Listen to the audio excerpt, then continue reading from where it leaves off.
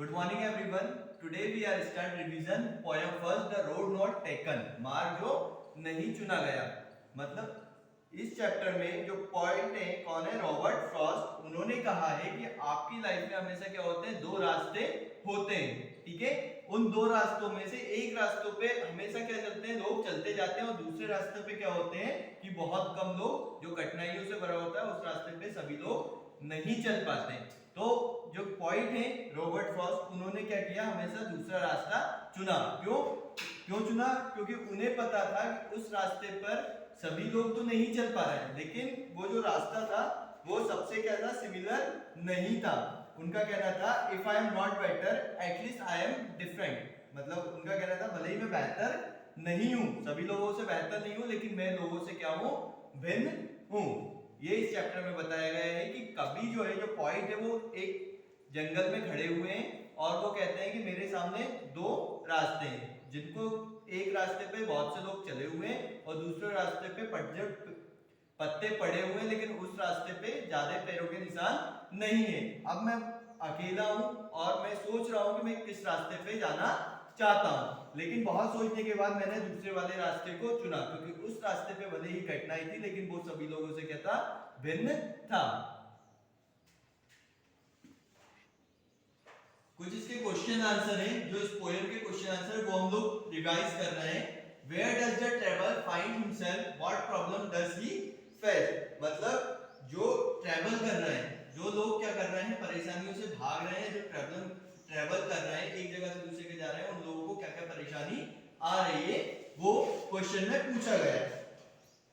The traveler find himself at an intersection of two roads in a forest। मतलब जो पथ चालक है वो कहां पे है, दो रास्तों के बीच में, बीच जंगल में क्या हुए, खड़े हुए, और वो डिसाइड नहीं कर पा रहे हैं कि उन्हें कौन से रास्ते पर जाना है।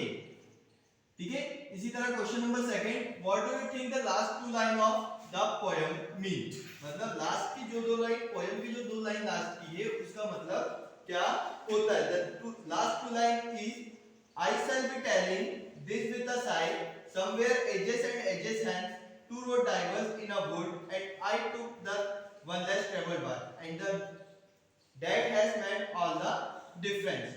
मतलब जो कवि है, जो कहते हैं कि in last two line we find of the theme of the poem, this means that the poet choose one kind of career though he wanted to choose the other। मतलब जो कवि है, अंतिम दो पंक्तियों में कवि ने पूरी पोएम का सार बताया गया है, जिसका अर्थ है कि इस प्रकार भविष्य को चुना। मतलब किस प्रकार कवि ने क्या किया, भविष्य को चुना है। यद्यपि वह दूसरे को चुनना चाहते थे, उनके जीवन में एक अंतर आया। वह ये सोचते थे कि दूसरे को चुनना तो उसकी जिंदगी शायद कुछ अलग होती। मतलब वो कहते हैं कि मेरे पास दो रास्ते थे, पहले रास्ते पे अगर मैं चलता तो सभी की तरह रहता, लेकिन दूसरे रास्ते को मैंने इसलिए चुना, मैं भले बहुत सी परेशानियां, कष्ट उन्होंने उठाए, लेकिन उसके बाद उन्होंने क्या किया, एक अलग भिन्न अपनी पहचान, एक अलग ही पहचान उन्होंने बनाई है। ठीक है, क्वेश्चन नंबर सेकंड है, आंसर नंबर सेकंड क्लियर है। Question number third, what is the central idea of the poem. Central idea of the poem क्या है। The central idea of the poem is in life we come to the circumstance when we are required to make a choice। मतलब life में हमें हमेशा क्या मिलती है, choices मिलती है। एक सिंपल चॉइस रहती है और एक थोड़ी डिफिकल्ट चॉइस रहती है। अगर आपको लक्ष्य बनाना है, आपको क्या करना है, आगे चल के कुछ अच्छा बनना है, तो आपको हमेशा क्या करना पड़ेगा, डिफिकल्टियों से ही सीखकर आगे बढ़ना पड़ेगा।